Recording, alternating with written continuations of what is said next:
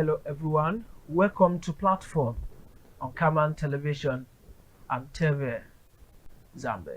Well, today we are going to focus on the attack on Kuje prison in Abuja. This week, terrorists attacked Kuje prison. We are going to discuss it today on the program because it is a national security. But before we go on, let me give you some of the news. Following the attack by terrorists on Kuje prison in Abuja on Tuesday night, authorities of the Nigeria Correctional Service say over 800 inmates escaped. According to a statement on Wednesday by the Chief Superintendent of Corrections, Umar Abubakar, a total of 879 inmates escaped from the facility. Mr. Umar further stated that 443 of the escapees have been recaptured, while 551 inmates are currently in custody and 443 inmates are still at large. Meanwhile, terrorist group Islamic State in West African province, ISWAP, has claimed responsibility for the attack on Kuje Medium Security Custodial Center, Abuja, where inmates including 64 Boko Haram terrorists were freed. In a swift reaction, President Muhammad Buhari has visited the scene of the incident. The president, who was accompanied by the Secretary to the Government of the Federation, Boss Mustafa, the Chief of Staff, Professor Gambari, expressed shock, faulting the intelligence system. Buhari said, and I quote, "I'm disappointed with the intelligence system. How can terrorists organized, have weapons, attack a security installation and get away with it?" In a related development, bandits on Tuesday attacked President Muhammadu Buhari advance convoy in his hometown, Katsina State. According to reports, 2 officers of the Nigerian police force lost their lives in their effort to repair the attack. And then in UK, the United Kingdom Prime Minister Boris Johnson has resigned on Thursday as leader of Britain's Conservative Party. His resignation will pave way for the selection of a new prime minister after thousands of ministers quit his scandal-hit government. And then on the final note, the federal government has declared Monday 11th and Tuesday 12th July 2022 as public holidays to mark this year's Eid al-Kabir celebration. A statement from the Ministry of Interior signed by the Permanent Secretary, Dr. Shaub Begoro, disclosed that the declaration was made by the Minister Ogbeni Rauf Aregbesola on behalf of the federal government.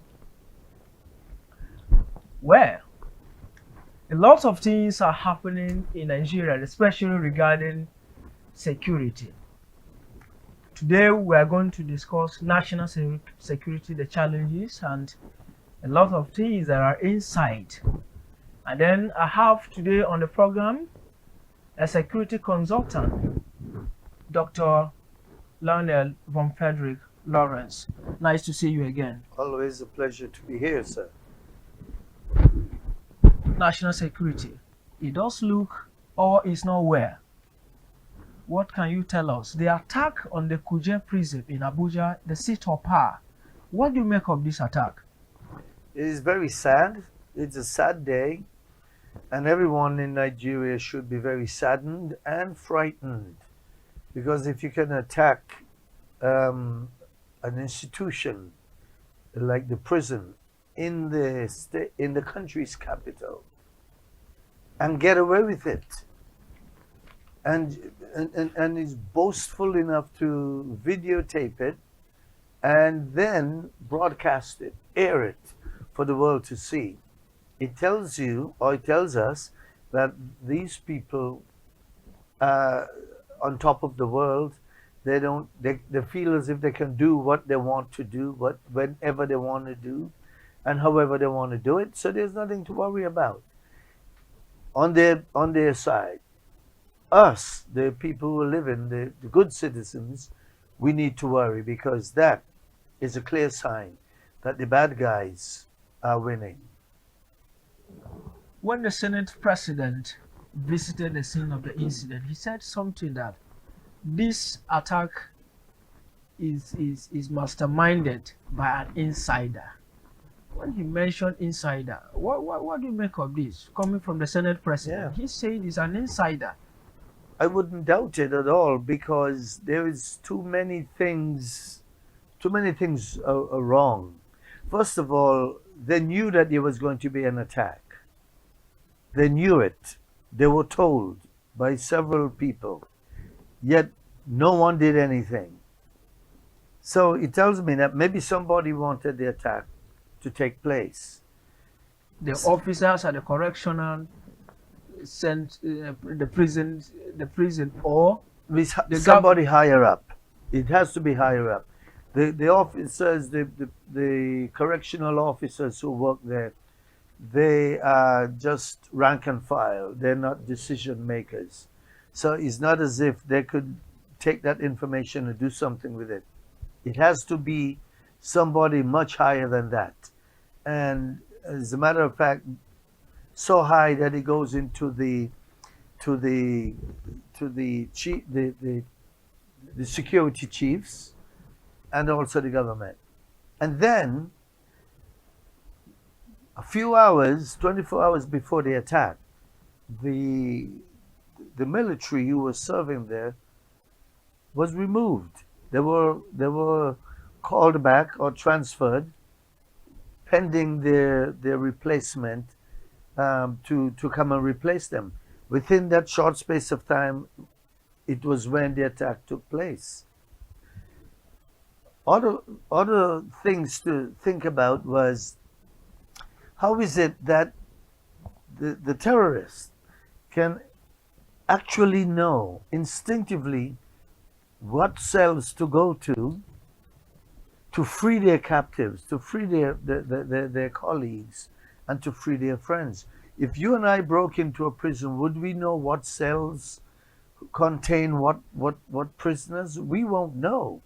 So somebody had to have told them what cells to go to. And who could that be? Again, we don't know, but it has to be somebody. It could be a mole who has been paid by the terrorists to do that. It could be somebody higher up in government, or it could be somebody in who work in the prison itself. But somebody had to have told them exactly where everyone was staying, because they even knew where Abba Kyari was staying, and that's very frightening. Do you know where Abba Kyari is staying? I don't. I'm sure you don't. I'm sure your viewers don't. But these guys did. How would they know that? So there's a lot, and of course there are a lot more questions to answer, because how could you just walk into a prison,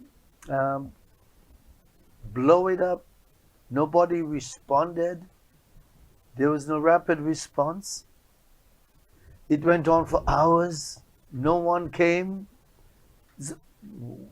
Anyone who's from anywhere in the world who's listening and watching and paying attention to this would say there's got to be a setup. Somebody inside instinctively knew what they were doing. Then I heard that there were two policemen who were involved in some compromising conversations on a phone with some of the people who escaped.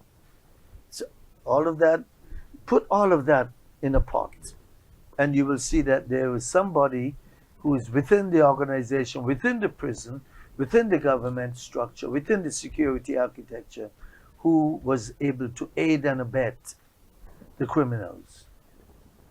The primary responsibility of any government first is the protection of life and property.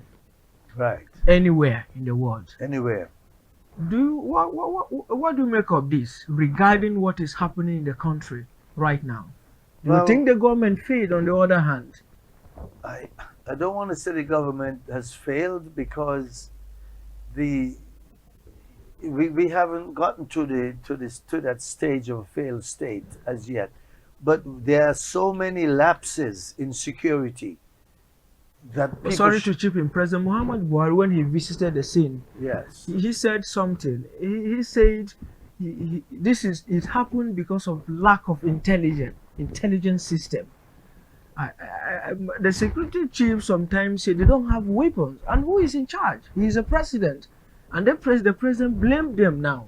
So some of us who are just sitting on the sideline. We Yeah. don't understand what is going on. So I'm asking you as a consultant, do you think there are enough weapons? The president says because of he blamed them lack of intelligence, and he said he wants a comprehensive report. Does it mean he provide everything available and they are not working to expectation, or you think both of them are just dishing on rhetoric? Well, rhetoric is a big part of it. Um, it was not a failure of intelligence. Your intelligence forces are doing a good job, but the intelligence people, So you are not going the same line with the president. no. Okay. How do you think the intelligence should be treated? Well, the intelligence, when you get intelligence, you must act upon it. Now, How do you act? okay, good question. I get intelligence reports all the time as a security person, but I do not act on every piece of intelligence because a lot of it is hearsay. People hear things and they pass it on as if it is the gospel truth. You have to evaluate and analyze and do the analytical thinking and critical thinking with the information you receive to make sure that the information that you're getting is credible and that it is serious information and it is actionable so that you can use that information to protect yourself or protect whatever it is you're Considering doing. the fact that some people say they were told and you just affirmed it, Yes. how long would you treat this thing? The way you gathered, you evaluate, how long? Could it be that they were on the process? Well, no, this is too big to be thinking. You know, actionable intelligence is good intelligence. And the moment they were told that this is going to happen or it could be take place, then they should have started beefing up security, doing the necessary things to prevent this from happening. And even if it was a false alarm or false report, they would not have lost anything. They would have gained something. They would have gained the ability to protect their facility, the prison compound within a short period of time. And they would have been able to figure out what are their most vulnerable places, what are the lapses that they have. They did not do that. They failed to do that. And by the way, it wasn't the attack on the train. It was the same people. Those prisoners that they took from the train attack Okay, the same people that attacked the train. are the same people who attacked the prison. And they were trying to negotiate with the government to give them back the prisoners, the kidnapped victims. They wanted to exchange the kidnapped victims for for the release of their Boko Haram family and colleagues. That's what they wanted. I will give you these kidnapped people, you give me my people. An equal exchange, igual. Here's yours, give me mine. They didn't do it. So then the bad guys decided, okay, since you don't want to do it that way, we'll do it the hard way.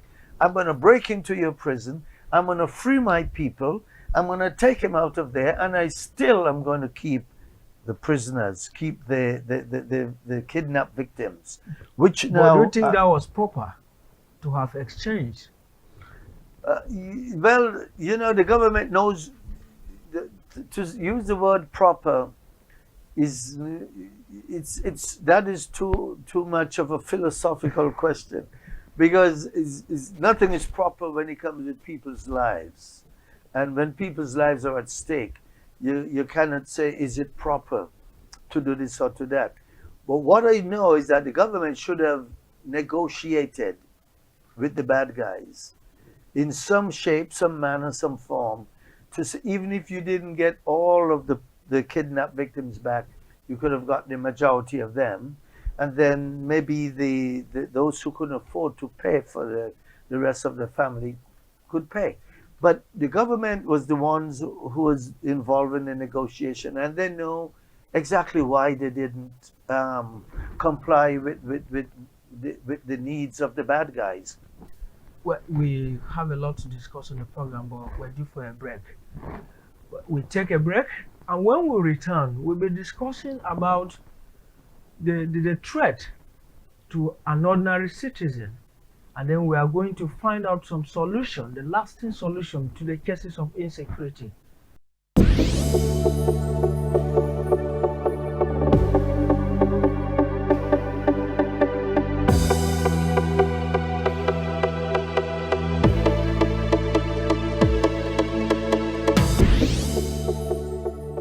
Welcome back.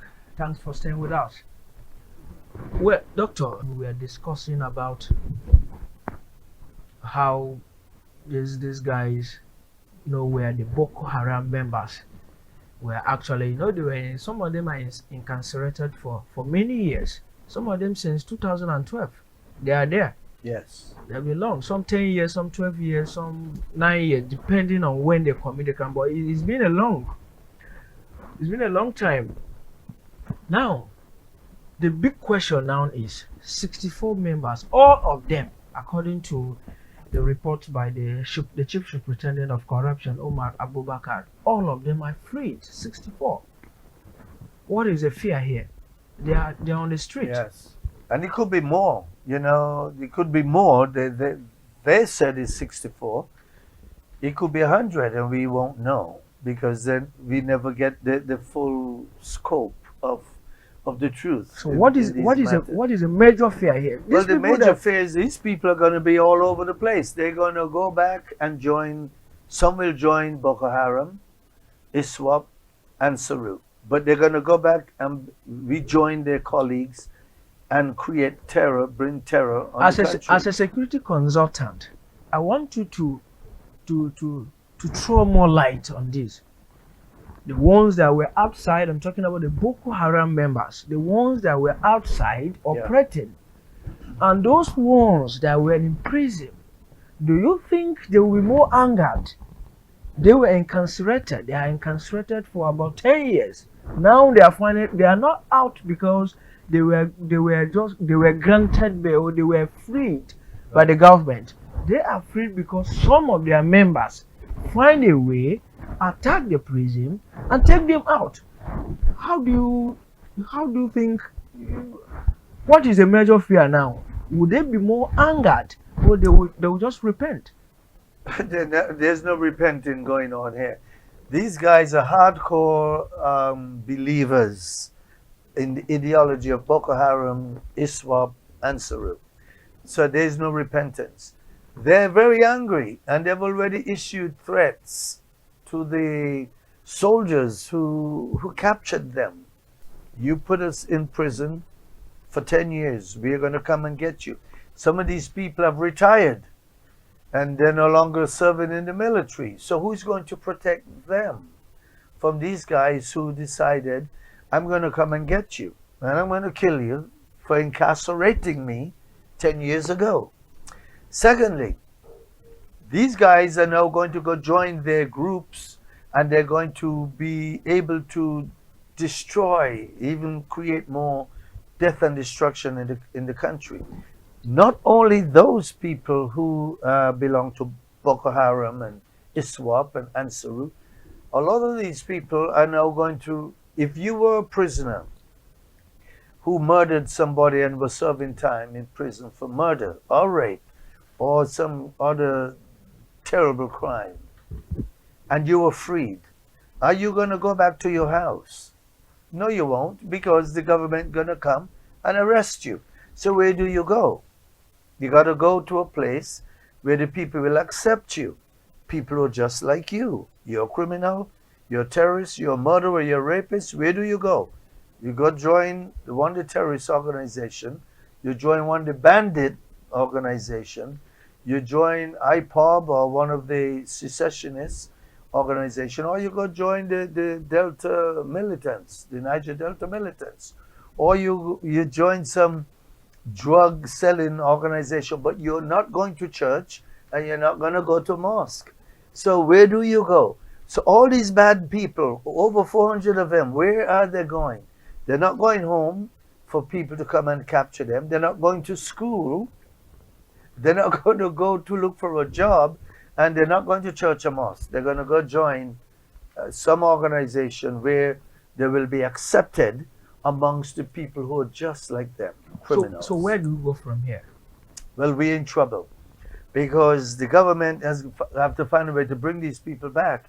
Now, many of them at this moment are still in Abuja because they're still trying to get out, and you can't just walk around as a prisoner. You think Wednesday, Thursday, and Friday they'll still be there?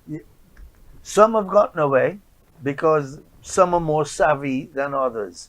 Some may have friends or family members who could help them escape and get them out of Abuja right away, because they already put checkpoints and a ring around the city for anybody trying to escape.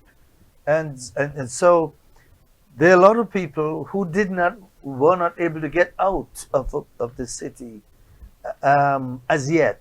So they're laying low, and they're waiting until at such time when the checkpoint is removed and everything is quiet down for them to make their escape. But in the meantime, they're out there looking work for jobs as maybe as a farmer, maybe help your farm, because they want to make money to make it back to, let's say, the Sambisa. They're going to look job as construction workers. They're going to look for job as maybe a vigilante, maybe do security for your house. So everybody needs to be very careful who you hire. You got to check hospitals because some of them might have bullet wounds, might have had some dehydration. They may have some issues or problems. They may check into a hospital, check to a doctor. So they may even join a church or join a mosque, looking for food or looking for help or looking for some kind of reprisal, so that if they go, for example, you go join a church temporarily, the pastor will take you in so that you can join the church. You didn't tell him that you were escapee, a prisoner who escaped, and that you were for Boko Haram. You're going to just go as somebody who's destitute and looking for help. What is the church supposed to do? Take you in and help you. They'll be helping the wrong man. In other words, what I'm trying to say, everybody need to be on the P's and Q's. You need to be vigilant of the people who are around you, even here in Adamawa, because some of them, they're going to try to escape the Abuja area, and they're going to try to get north. They're going to try to get back into the Sambisa. So some may pass through here. They may pass through Gombe, they may pass through Taraba, Yobe, Bono, but be careful of the people who we see coming. Is it possible for government to get these people back? And how is the government going to do? Well, they can get them back, but it's going to be a very difficult task, because how are they going to, how would the government go about it? Well, you set up roadblocks all over the country, and everybody you see, you just start checking everyone. Check me, check you. Who are you? Show me some ID. And it's a lot of work. It's difficult work. I have done this kind of work before, so I know it can be done, but it's difficult. You're going to upset a lot of the people, a lot of citizens, because you might detain an innocent man. I might detain you, for example. If I'm a soldier, I might detain you just by the way you look. You got a beard, you look, and but you're an innocent man, but I'm going to pull you to the side until you prove to us exactly who you are. Well, Doctor, we're running out of time, but if you can answer me this question in a few seconds. How can we get a final solution? A to final the security solution. challenges in the country? The government needs to have a sincerity of purpose. They need to be sincere about what it is they're doing. They need to pay attention to all of the lapses that how can somebody just walk into the federal capital, break into a prison, free all these high-powered, high-profile prisoners, and walk away, and no one is fired, no one is made to answer questions, and everyone is still there, big, dumb, fat, and happy? It doesn't happen anywhere else. What specifically? What do you want the government to do now? The government they got to start from this day. Anytime there's a mess up, you just start taking action. So the man, whoever is in charge of the prison, he's got to go, and other people who works with him must go, and you need to replace him with somebody who's younger, smarter, brighter, more vigilant, and they just need to be properly led by good people who can do the job. Dr. Lionel Vonfrederick Rawlins, thank you so much for coming on the program today. Well, that is our time has permitted us to go on the program today. Join us next time for another edition. I'm Teve Zambe. Bye for now.